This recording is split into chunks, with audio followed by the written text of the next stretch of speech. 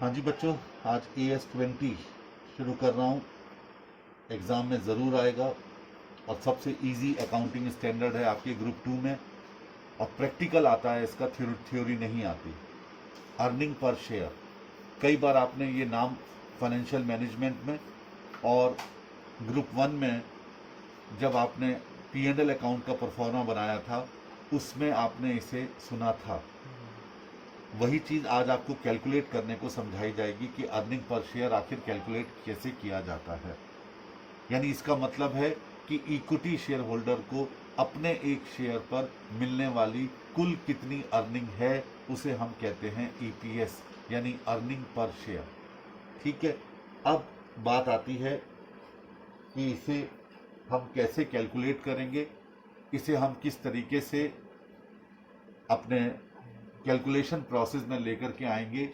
तो यहाँ पर एक चीज़ बता दूं आपको, there are two types of earning per share. There are two types of earning per share. एक है बेसिक EPS और दूसरा है diluted EPS।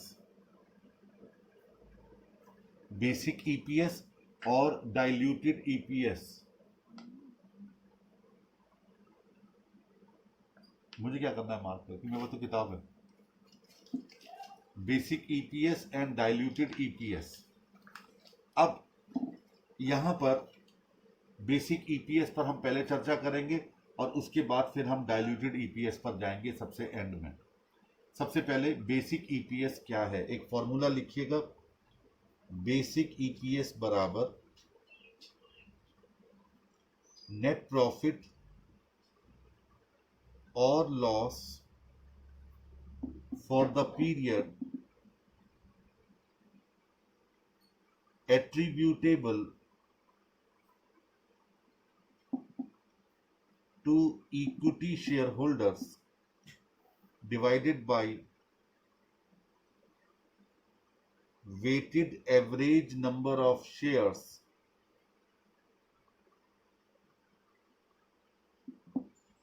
outstanding during the period। बहुत सिंपल सी बात है कि अगर आपके बिजनेस में नेट प्रॉफिट है जो कि इक्विटी शेयर होल्डर्स में बांटा जाएगा, उन सबको लेकर के जब उसमें हम weighted average number of equity shares को डिवाइड कर देंगे तो निकल के आ जाएगा बेसिक EPS, यानी आज की डेट में एक शेयर पर कितनी अर्निंग हो रही है। अब आइए इसमें सबसे पहले जो हमने नेट प्रॉफिट लिखा है वो कैसे निकाला जाएगा। Net profit for the period attributable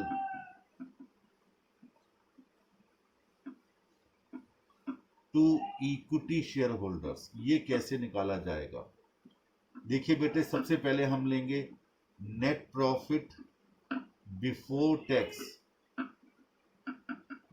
net profit before tax, लेकिन याद रहे इस नेट प्रॉफिट में प्रायर पीरियड आइटम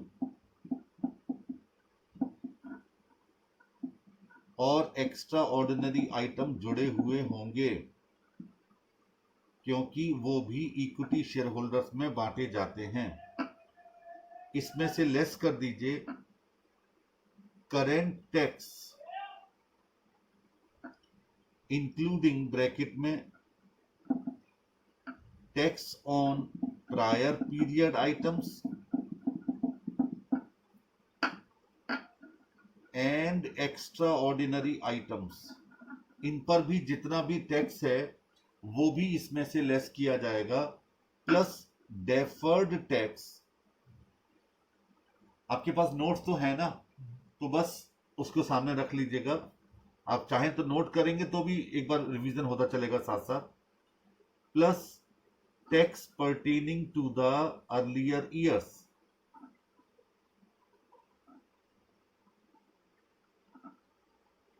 ये सारे टैक्सेस इसमें से लेस कर दिए जाएंगे। करेंट टैक्स, पिछले सालों के टैक्स, और प्रायर पीरियड आइटम और एक्स्ट्रा ऑर्डिनरी आइटम क्योंकि आपने इसमें जोड़े हैं तो उनका भी टैक्स इसमें से लेस कर दिया जाएगा। अब क्या बचा, अब बचा नेट प्रॉफिट आफ्टर टैक्स, ठीक है, इसमें से लेस कर देंगे हम preference dividend on cumulative preference shares for current period only, bracket में लिखना है वेदर और नॉट प्रोवाइडेड, क्योंकि आप जानते हैं कि सभी प्रकार के क्यूमुलेटिव प्रेफरेंस शेयर्स पर डिविडेंड हमको देना ही पड़ता है, चाहे प्रोवाइड किया गया हो और चाहे ना किया गया हो, तो उस पर आपको प्रेफरेंस डिविडेंड करेंट ईयर का लेस करना है। और अगर नॉन क्यूमुलेटिव प्रेफरेंस शेयर्स हैं तो फिर वही प्रेफरेंस डिविडेंड लेस किया जाएगा जो कि प्रोवाइडेड है on non cumulative shares preference shares of current period only, bracket में लिखना है इफ प्रोवाइडेड,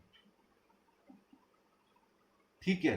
और इसमें से आप लेस कर देंगे सीडीटी, जो कॉर्पोरेट डिविडेंड टैक्स है प्रेफरेंस शेयर्स पर, वो भी लेस कर दिया जाएगा ऑन प्रेफरेंस शेयर्स डिविडेंड। तो जो बचेगा वो होगा net profit attributable to equity share holders.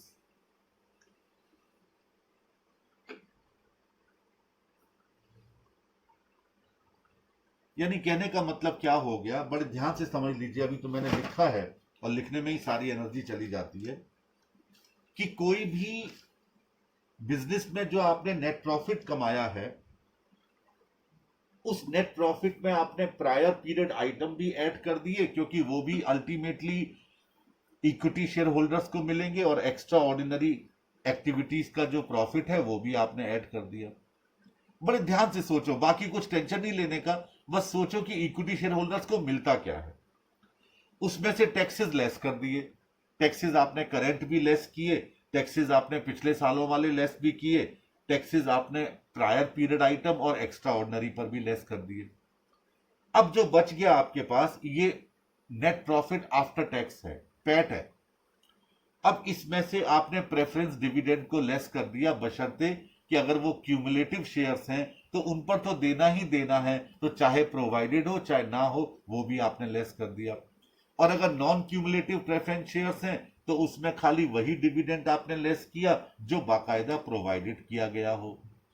तो वो लेस करने के बाद अगर कोई सीडीटी भी दिया गया है वो भी आप लेस कर देंगे। अब जो बचा, अब वो इक्विटी शेयर होल्डर्स को मिलने वाला है, और इक्विटी शेयर होल्डर्स जो आपने अभी फॉर्मूला लिखा था उसमें पहला वाला क्या कहते हैं, इसे attributable to the equity share holders को आप क्या कहेंगे, न्यूमरेटर, जिसमें आप डिवाइड करने वाले हैं, वो आपने पता कर लिया। अब बात आएगी डिनोमिनेटर की, कि weighted average number of equity shares कैसे निकाले जाएंगे। जरा अब ये ध्यान से समझ लीजिएगा, बस इसके बाद फिर आगे तेजी से बढ़ता चला जाएगा ये अकाउंटिंग स्टैंडर्ड। एक बात ध्यान रखिएगा कि जो शेयर्स आपके पास अगर आउटस्टैंडिंग हैं, बहुत ध्यान से समझिएगा, छोटे छोटे पॉइंट्स हैं, इनको आप एक बार पकड़ते चले जाएंगे तो फिर कुछ नहीं है इस पूरे एएस में। अगर आपके पास सोचो 1 लाख शेयर्स थे इक्विटी एट द बिगिनिंग, और एंड तक 1 लाख ही रहे, तो फिर तो वेटेड शब्द लिखना बेकार हो गया, क्योंकि 1 लाख ओपनिंग में थे, 1 लाख ही एंड में है, तो आपने फटाफट 1 लाख से अपने नेट प्रॉफिट एट्रीब्यूटेबल को डिवाइड कर दिया। बहुत सिंपल सी बात है, कॉमन सेंस की बात है। लेकिन अगर 1 लाख रुपए के equity shares at the beginning है और एट द एंड ये 1,50,000 हो गए, 1,50,000 हो गए, इसका मतलब क्या हुआ कि 50,000 आपने इक्विटी शेयर्स को और इशू किया पूरे साल में, अब बात यह आती है कि अगर इसको हमने शुरू में ही इशू कर दिया eight the beginning of the year तो भी कोई प्रॉब्लम नहीं है, हम 1.5 लाख शेयर्स को डिवाइड कर देंगे नेट प्रॉफिट एट्रीब्यूटेबल में। लेकिन बाई चांस आपने ये 50,000 शेयर्स 5 महीने बाद इशू किए, 5 महीने बाद, यानी कि अप्रैल निकल गया, मई निकल गया, जून निकल गया, जुलाई निकल गया, अगस्त निकल गया, आपने 1 सितंबर को इशू किए, तो क्या आप इनको पूरे साल का वेटेज दे देंगे? नहीं, क्योंकि ये 7 महीने तक हमारे बिजनेस में रहे, यानी इनसे पैसा हमारे बिजनेस में सिर्फ 7 महीने तक लगा रहा। इसका मतलब बड़ा क्लियर है कि हमने इनके पैसे से सिर्फ 7 महीने में प्रॉफिट कमाया। तो आप क्या करेंगे, 1 लाख को 12 से मल्टीप्लाई किया आपने और 50,000 को 7 से मल्टीप्लाई किया, तो ये आ गया 12 लाख और 50 को 7 से 3.5 लाख, 15.5 लाख ये आ गया प्रोडक्ट। और अब आपको इसका एवरेज निकालना है, तो आपने डिवाइडेड बाय 12 कर दिया, 12 महीने, कितना आया?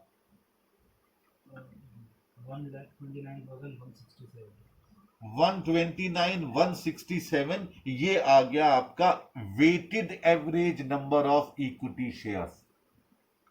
आपने जितने शेयर्स एक्चुअल में जितने महीने तक रहे, आपने उतने महीने के शेयर्स को वेट दे दिया, यानी 1 lakh shares, number of equity shares निकाल रहे हैं हम, यहां पर फिलहाल रुपीस को बीच में नहीं ला रहे हैं।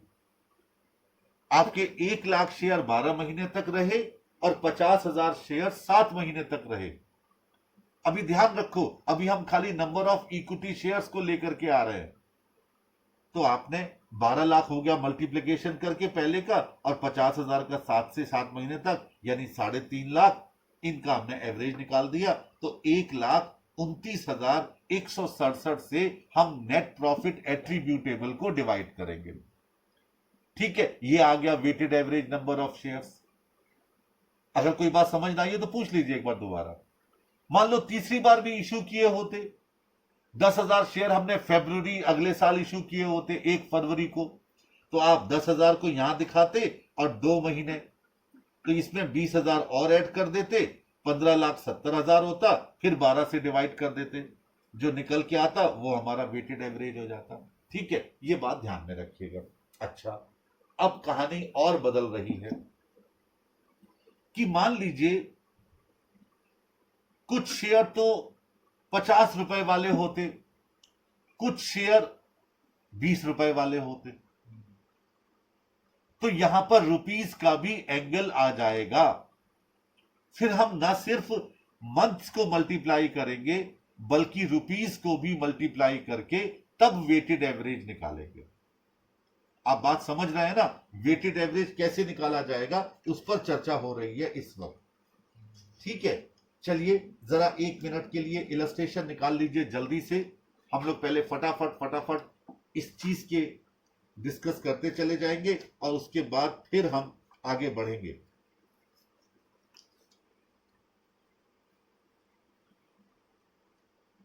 ठीक है जी, चलें। देखिए इलस्ट्रेशन नंबर 1 है, मतलब आपकी बुक का क्वेश्चन नंबर 1 कहता है net profit after tax 7 lakh rupees, यही है ना। देखिए कौन सा है पहला क्वेश्चन। हाँ ठीक है, अलग से दिया हुआ है। हाँ ठीक है। Net profit after tax 7 lakh रुपए दिया गया है। Net profit after tax 7 lakh. नीचे कहा गया है क्लास 1 के 5,000 शेयर आउटस्टैंडिंग थे जिसकी नॉमिनल वैल्यू 15 रुपए थी और पेड अप वैल्यू 10 रुपीज थी। कहता है dividend to be paid on nominal value. ध्यान दीजिए, नॉमिनल वैल्यू पर इसका डिविडेंड पे करना है। और क्लास 2 के 10,000 शेयर्स आउटस्टैंडिंग हैं जिनकी नॉमिनल वैल्यू 15 है और पेड अप वैल्यू 10 है। कहता है dividend to be paid on paid up value. दोनों के अलग अलग हैं। कहता है calculate the profits to be apportioned over different classes of shares. Profit को आप जो 7 लाख रुपए का दिया था उसे कैसे इन क्लासेस में बांटेंगे। ठीक है, क्वेश्चन समझ में आ गया। चलिए अब एक टेबल बनाते हैं। पहला कॉलम क्लास, दूसरा column number of shares outstanding, तीसरा column value on which dividend is to be paid, और आखिरी कॉलम प्रोडक्ट। तो क्लास 1 5,000 आउटस्टैंडिंग शेयर और वैल्यू जिस पर डिविडेंड पे करना है 15, तो प्रोडक्ट आ गया 75,000। क्लास 2 10,000 शेयर्स आउटस्टैंडिंग, इस पे डिविडेंड देना है 10 रुपए पर पेड अप वैल्यू पर, ये आ गया 1 लाख। टोटल हो गया 1,75,000। ठीक हो गया। अब profit to be अपोर्शनड,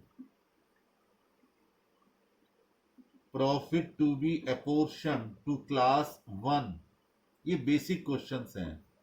7 lakh into 75,000 divided by 1,75,000, 4 बार गया 3 लाख रुपए आ गया।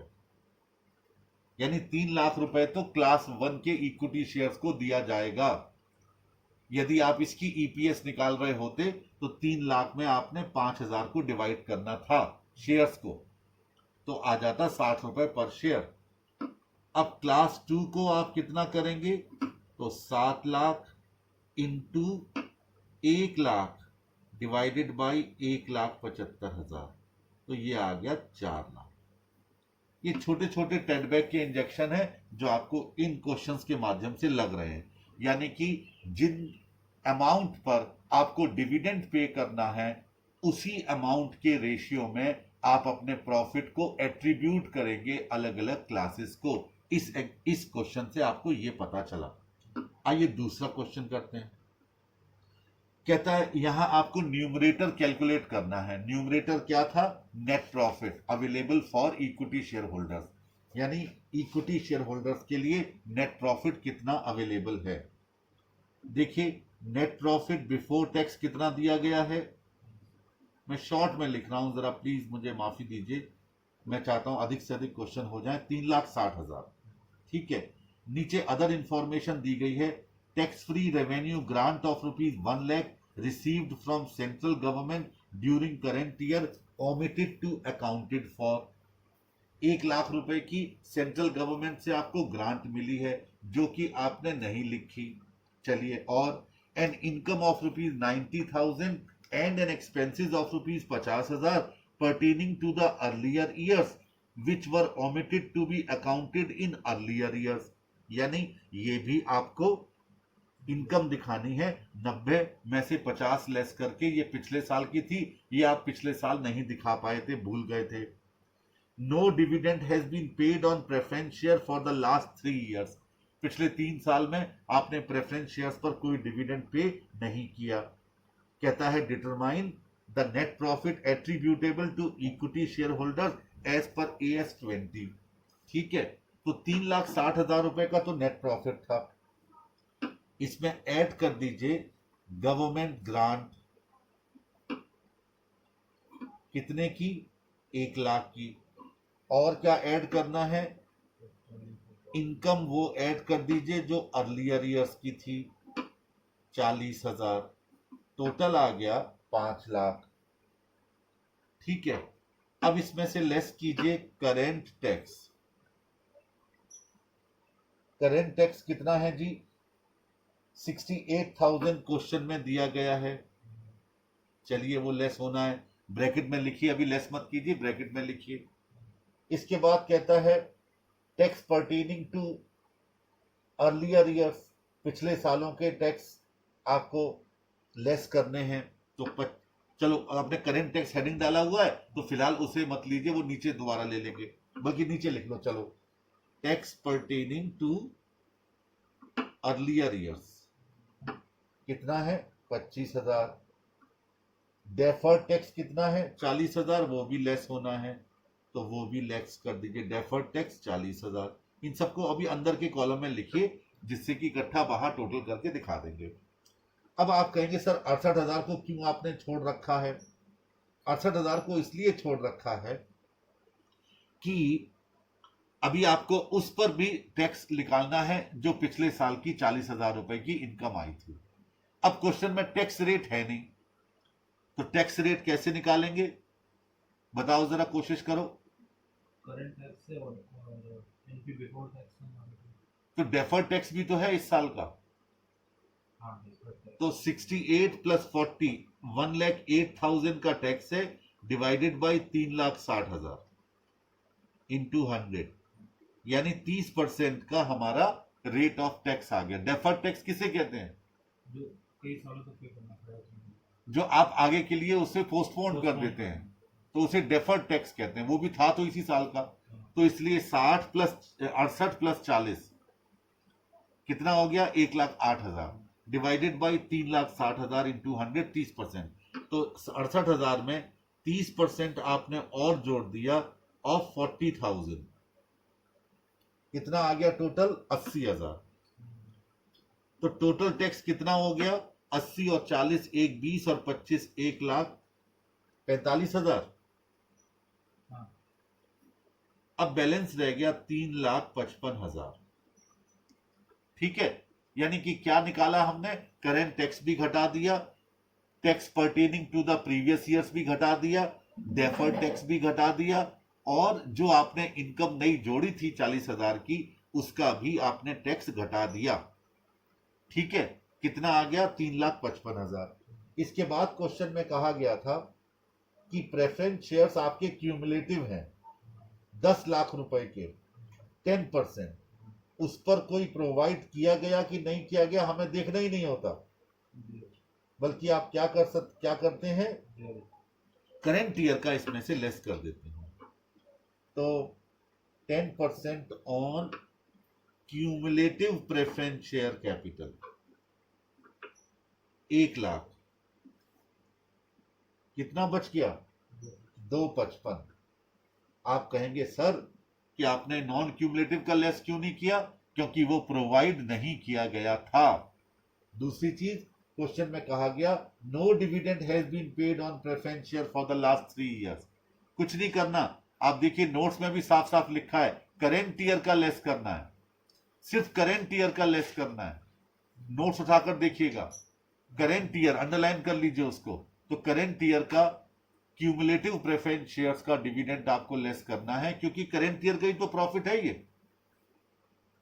और नॉन क्यूमुलेटिव पर आप वो लेस करेंगे जब उसके बारे में प्रोविजन करने को कहा गया हो।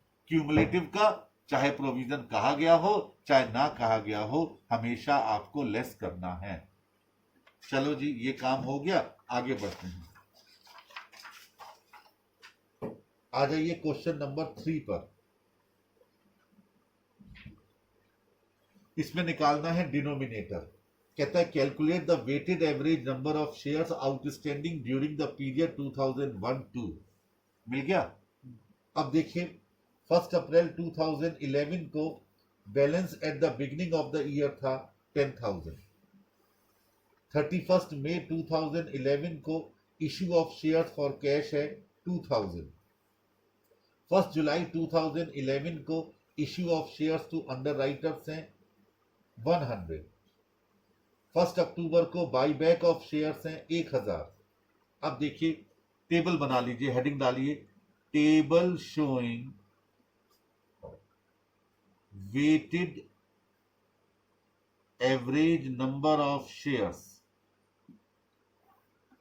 ठीक है, पहला कॉलम आपको बनाना है डेट का, दूसरा column number of shares outstanding, तीसरा column number of months for which shares remain outstanding, shares remain outstanding, और आखिरी कॉलम प्रोडक्ट। ठीक है, अब जरा ध्यान से समझिएगा। 1 अप्रैल 2011 पहले डेट डाल दीजिए, ये पहली डेट थी। बैलेंस थे हमारे 10,000 शेयर, दूसरे वाले कॉलम में 10,000 लिख दीजिए। अभी अगले कॉलम छोड़िए, बस खाली इतना ही चलिए। इसके बाद 31 मई 31/05/2011 2001 कर दीजिए, 2011 जो कोई दिक्कत नहीं, डेट जो भी है आपकी बुक में। आपके शेयर 2,000 बढ़ गए, यानी 12,000 शेयर्स हो गए। अब सोचो, 1/4 को 10,000 थे, 31/5 को 12,000 हो गए, तो 10,000 कितने महीने रहे? 2 महीने। तो तीसरे वाले कॉलम में 2 दिखा दीजिए और 10,000 को 2 से मल्टीप्लाई करके प्रोडक्ट वाले में 20,000 दिखा दीजिए। ठीक है। अच्छा जी, 31/5 के बाद फिर क्या हुआ? 1 जुलाई को 01/07/2001 issue of shares to underwriter 100, यानी शेयर बढ़कर के हो गए 12,100। ठीक है। अब जरा गौर करो, ये कितने हो गए, कितने महीने रहे 12,000 शेयर्स हमारे? सिर्फ 1 महीना। तो 12,000 इंटू 1 प्रोडक्ट में आ गया 12,000। अब आ गए 12,100। ये कब तक रहे? 1 अक्टूबर को बाई बैक किए थे आपने, 01/10/2001। बाई बैक कितने किए हैं? 1,000। तो कितने शेयर्स रह गए अब? 11,100। अब 12,100 कितने महीने तक रहे? 7वां महीना, 8वां महीना, 9वां महीना, 3। 10वें को तो 1 तारीख को हमने परचेज ही कर लिए, 36,300। अब बाई बैक हमने 1,000 कर लिए, तो शेयर की संख्या कितनी रह गई? 11,100। इसके बाद 31 दिसंबर को फिर कोई नई कहानी दी गई है। कहता है issue of shares against purchase of building is recognised on the same day, 500। 11,600। अभी इस पर भी चर्चा करनी है आपसे। 11,600 ये 31 दिसंबर को शेयर्स हो गए। तो कितने रहे? 10वां महीना, 11वां महीना, 3 महीने रहे 11,100। टोटल आ गया 33,300। अब 31/12 के बाद आखिरी ट्रांजैक्शन क्या है? 1 मार्च को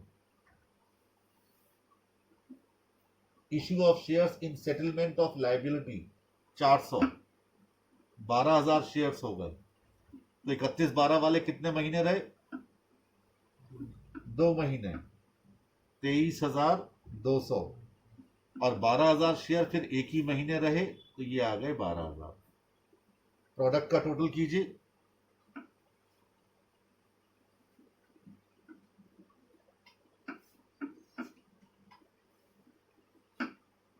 $1,36,800। अब लीजिए weighted average number of shares, कितना आएगा जरा बताना? कितने से डिवाइड करेंगे? 12 से।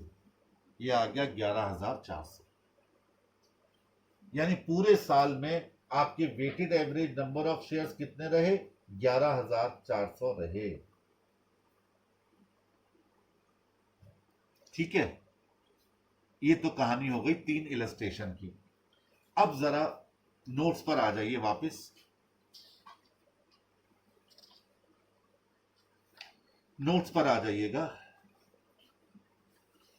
कि कौन सा इक्विटी शेयर जो इशू किया जा रहा है उसे किस डेट से इशू माना जाएगा। यह अपने आप में एक नया सवाल है। देखिए, एक टेबल दी गई है आपको, equity shares issued in exchange for cash. Cash में जो इक्विटी शेयर्स आप इशू करेंगे उसकी रेलेवेंट डेट मानी जाएगी date when cash is receivable. उस डेट से आप उसे काउंट करना शुरू करोगे जिस डेट से वो कैश रिसीवेबल है। रिसीवेबल है, मिला कब वो नहीं काउंट किया जाएगा, रिसीवेबल है, ध्यान दीजिए। इसके बाद equity shares issued as a result of the conversion of debenture instrument to equity share.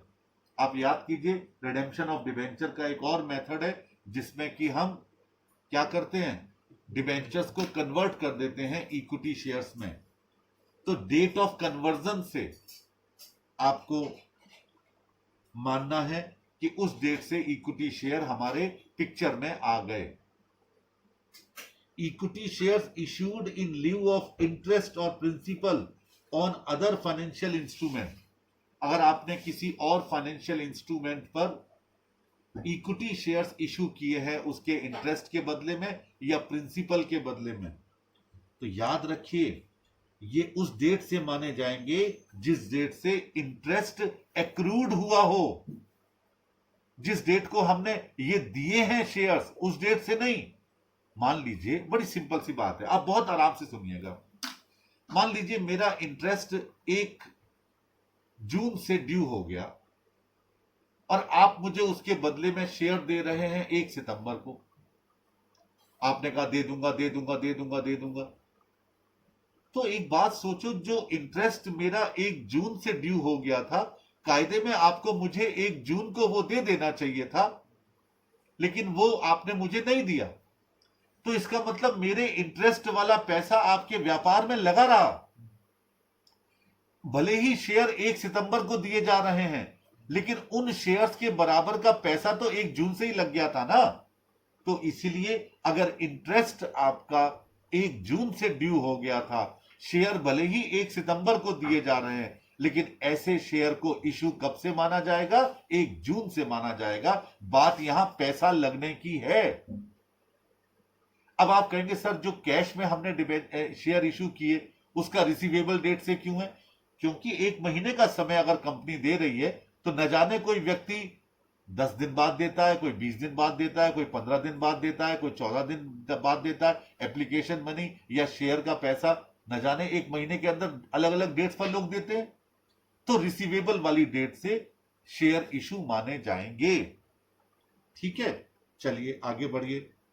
Equity share issued as consideration for the acquisition of an asset other than cash. अभी इसी question में जो हम लोगों ने किया था उसमें आया था। तो कोई असेट को एक्वायर करने के बदले में अगर आपने इक्विटी शेयर इशू किए हैं तो आप क्या मानेंगे? Date when the acquisition is recognised. किस डेट से वो एक्विजिशन आपका रिकॉग्नाइज हुआ? Equity share issued for the rendering of services, date when services are rendered. फिर वही बात है कि आपने पैसा कब दिया ये नहीं देखा जाता, आपने शेयर कब दिए ये नहीं देखा जाता। ये देखा जाता है कि आपने सेवाएं कब दी। उस बंदे का पैसा जो आपको 2 महीने पहले दे देना चाहिए था, आपने उसे नहीं दिया, तो उस दिन से वो पैसा आपके बिजनेस में लग गया आकर के, तो वहां से आपको मानना होगा। ठीक है। परचेज वाले केस में, अमालगमेशन इन द परचेज वाले केस में डेट ऑफ द एक्विजिशन से आपको शेयर माने जाएंगे कि आपने बिजनेस एक्वायर कब से किया। लेकिन अगर मर्जर होगा तो रिपोर्टिंग पीरियड की बिगिनिंग से माना जाएगा। रिपोर्टिंग पीरियड के बिजनेस, देखो amalgamation in the nature of purchase है, तो इसका मतलब क्या हुआ कि आपने किसी का बिजनेस परचेज किया अपनी शर्तों पर। तो जिस डेट से आपने बिजनेस परचेज किया, कायदे में उसकी संपत्तियां आपको उसी दिन से प्राप्त हो गई। लेकिन मर्जर वाले केस में तो आपका बिजनेस दोनों मर्ज हो गए, यानी जो रिजर्व उसके थे वो आपके हो गए। तो एक तरीके से देखा जाए तो शुरू से ही सारी चीजें अब आपकी हो गई, तो इसलिए वो eight the beginning of the year से माना जाता है। अब बहुत बड़ी बात आने वाली है और वो है bonus issue, bonus element in A right issue, share split और रिवर्स शेयर स्प्लिट। ये आगे चल करके आएंगे। ये भी बिगिनिंग से माना जाता है। आप कहेंगे सर इसको बिगिनिंग से क्यों माना जाता है? क्योंकि बोनस शेयर किस में से आप इशू करते हो?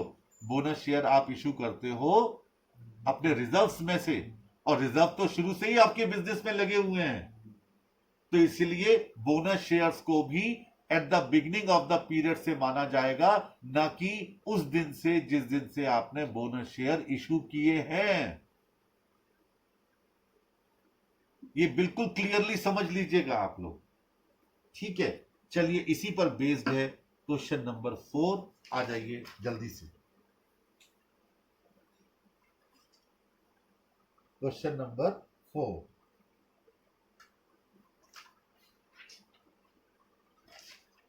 देखिए क्वेश्चन कहता है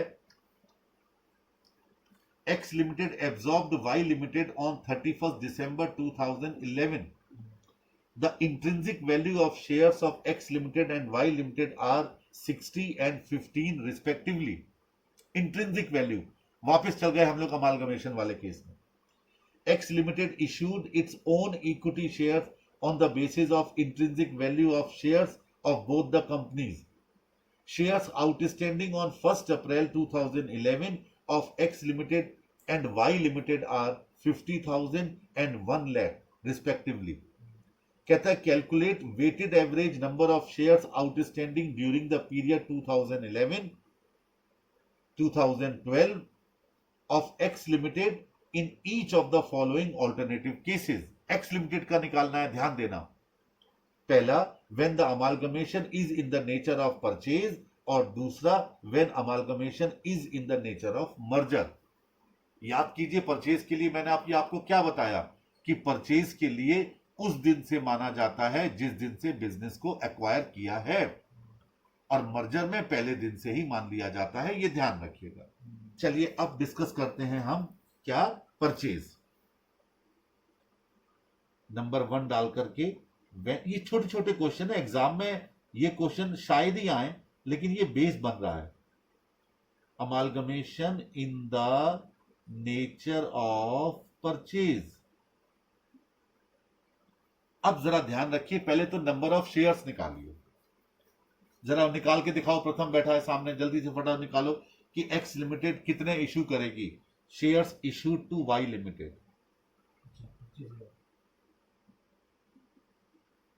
कैसे निकाला? 1 लाख शेयर्स हैं और इंट्रिंसिक वैल्यू 15 थी वाई की जी, और एक्स की 60 थी. ठीक है, 4 के बदले 4 के बदले में 1 इशू होगा. बिल्कुल ठीक आ गया.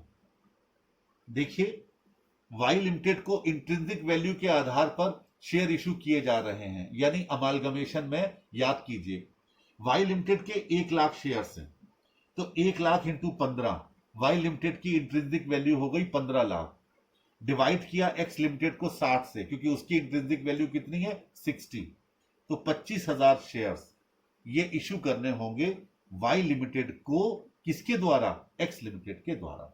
अच्छा, जरा गौर कीजिए, आपको यहां किसकी निकालनी है? Number of weighted average number of shares, X limited के आपको निकालने हैं. ठीक है, चलिए बिल्कुल ठीक है. आइए अब टेबल बनाते हैं. पहला कॉलम वही डेट वाला, 1/4/2011 को एक्स लिमिटेड के कितने शेयर्स थे बताइए प्रथम? 50,000. बिल्कुल ठीक है. अच्छा, इसके बाद ये अमालगमेशन कब हुआ है? 31/12/2011 को. ठीक है, कितने शेयर्स हो गए अब एक्स लिमिटेड के? 75,000. एकदम परफेक्ट आंसर. 50 उसके पहले थे, 25 इसने वाई को और इशू कर दिए.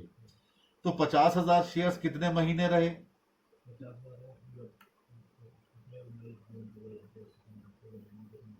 9 महीने. और 75,000 3 महीने. मल्टीप्लाई कीजिए, 4.5 लाख और 2,25,000, टोटल आ गया 6,75,000. तो नीचे लिखिए weighted average number of shares 6,75,000 divided by 12, 56,250 आ गया परचेज वाले केस में. अब आइए मर्जर. मर्जर वाले केस में क्या करना है? मर्जर वाले केस में हमें मानना है कि ये शुरू से ही हमने शेयर इशू कर दिए, एट द बिगिनिंग से माना जाता है. ठीक है, तो क्या रहा weighted average number of share? जरा बता देना जल्दी से. 75,000 12 महीने के लिए वही 75,000 ही तो. बिल्कुल ठीक हो गया. Weighted average number of shares 50,000 उसके अपने थे, 25 उसने और इशू कर दिए, कुल मिलाकर के 75,000 ही हो गए वेटेड एवरेज. यानी 50 भी 1 अप्रैल से माने जाएंगे और 25 भी 1 अप्रैल से माने जाएंगे. क्लियर हो गया? पक्का? चलिए क्वेश्चन नंबर 5 करते हैं, वो भी इसी पर बेस्ड है. मैं साथ साथ ये वाले इसलिए क्वेश्चन करवा रहा हूं जिससे कि आपका ये पॉइंट कम से कम मजबूत हो जाए कि weighted average number of shares आप कैसे निकालेंगे। क्वेश्चन नंबर 5 कहता है the particulars of X limited and Y limited are as follow. X और वाई लिमिटेड का पर्टिकुलर आपके सामने है। 1 तारीख को शेयर्स आउटस्टैंडिंग थे at the beginning of the year X के 50, वाई के 20। 1/10 यानी 6 महीने बाद issue of share for cash x limited के हो गए 10,000। कैश में इशू किए तो सेम डेट से माने जाएंगे। 31/12/2011 को issue of shares in settlement of a liability Y limited ने 4,000 की लाइबिलिटी के बदले में अपने शेयर इशू किए हैं। ठीक है, बहुत ध्यान से देखना है, ये बहुत शानदार क्वेश्चन है। कहता है X limited absorbed Y limited on 1 मार्च 2012। 1 मार्च 2012 को उसने एब्जॉर्ब किया। X limited issued its 1 equity share for 4 equity shares of Y limited in consideration of amalgamation. 4 के बदले में 1। ध्यान दीजिए, वाई लिमिटेड के 24,000 थे तो 4 के बदले में 1 यानी 6,000 शेयर इशू किए होंगे एक्स लिमिटेड के द्वारा।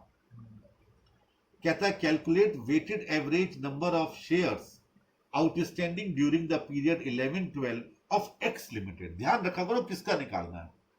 X limited in each of the following cases, amalgamation in the nature of purchase, amalgamation in the nature of merger. अब आइए परचेज। सबसे पहले कहता है shares issued to Y limited 20,000 plus 4,000 divided by 4 into 1। कितने shares आए थे? 6,000 shares.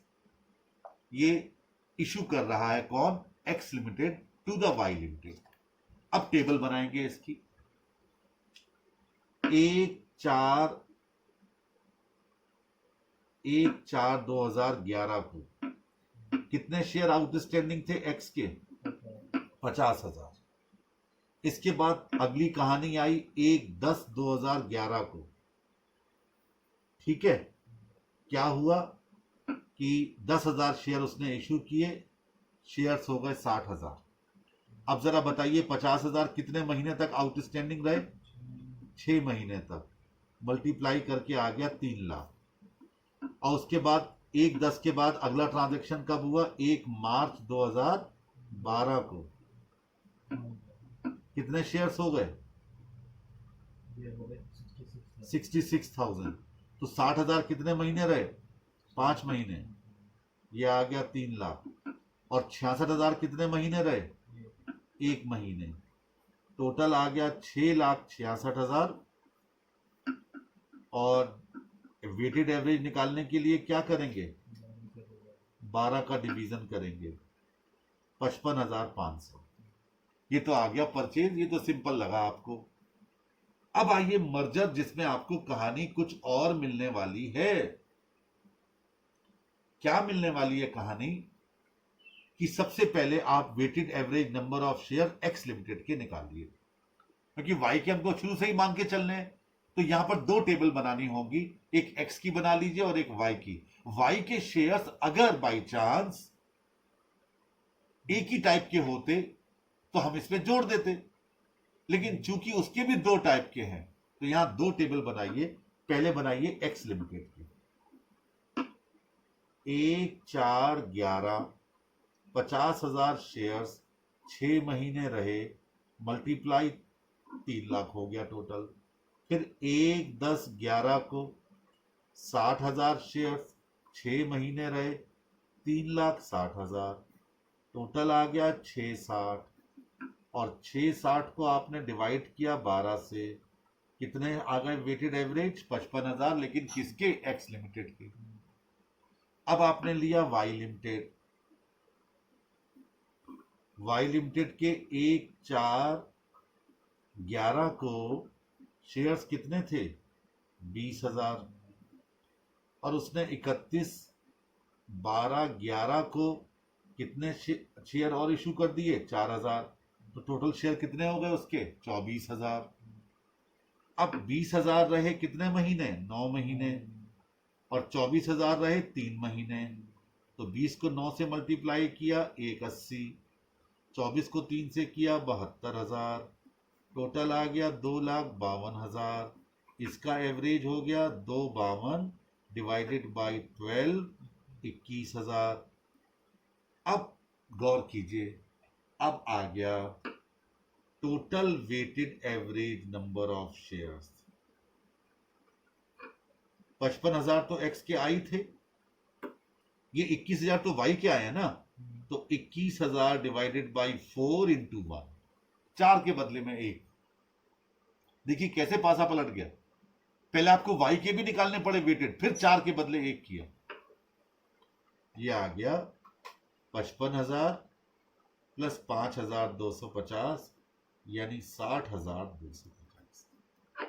यानी अगर मर्ज होने वाली कंपनी, आप मेरे शब्दों को सुनो, मैंने क्या बोला, अगर मर्ज होने वाली कंपनी भी बीच में कुछ शेयर वेरिएशन हो रहा है तो पहले उसका वेटेड एवरेज निकाल लो और उसके बाद फिर दोनों को जो 4 के बदले 1 जो स्वैप रेशियो दिया गया है उसके मुताबिक निकालते हुए आप क्या करेंगे, आप उसमें नंबर ऑफ शेयर्स कैलकुलेट करेंगे। ठीक है, तो 5 क्वेश्चंस हो गए इसके।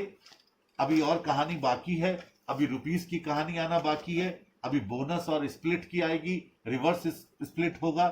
तो अभी बच्चे मुझे और क्वेश्चन करवाने हैं, आपको होमवर्क के नाम पर कुछ नहीं है अभी, बस जितना आज करवाया उतना ही समझ लीजिएगा, बाकी आपको कुछ भी एक्स्ट्रा अभी इस एएस में नहीं करना। एएस जरूर आएगा, ये जरूर आएगा, 100% आएगा और प्रैक्टिकल क्वेश्चन आएगा 5 नंबर का। That's all.